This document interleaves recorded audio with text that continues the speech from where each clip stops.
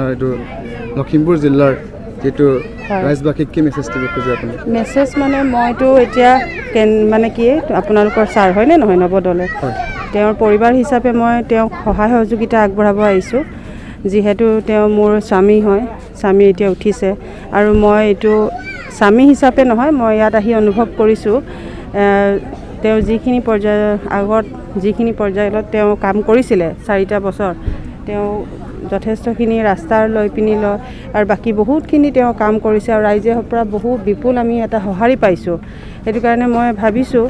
যে তেওঁ যিহেতু দক্ষ নেতা এজন বুলি মানুহে কৈছে ৰাইজে কৈছে আৰু মই তেওঁক সঁচাকৈ মানে ভাবোঁ যে ৰাইজে তেওঁক সহায় কৰক মানে তেওঁ বিপুল ভোটত জয়যুক্ত লাভ কৰিব বুলি মই আশা কৰিছোঁ। আৰু বাইদেউ ইয়াৰ লগতে কংগ্ৰেছে 5টা গেৰাণ্টি দিছে 5টা গেৰাণ্টিত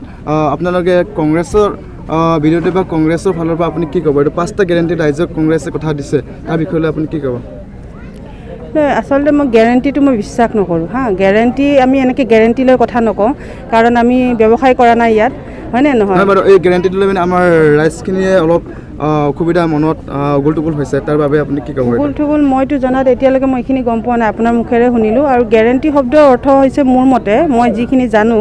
গেৰাণ্টি মানে হ'ল আমি বস্তু এটা কিনিলে তাৰ ৰিপেয়াৰিং এটা সময়ৰ কথা গেৰাণ্টি কৰে কিন্তু আমাৰতো তেনেকুৱা নাই আমি যিখিনি যেতিয়া যি দিব লাগে সেইখিনি ছাৰে কৰি আছে আৰু মই ছাৰৰ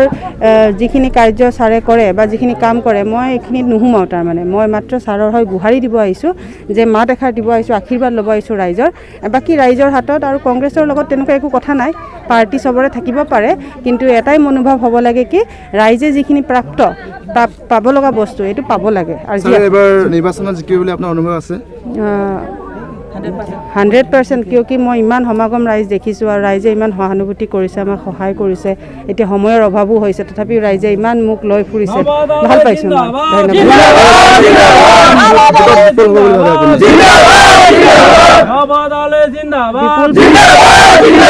মই ভাবোঁ তেওঁ এবাৰ আগতে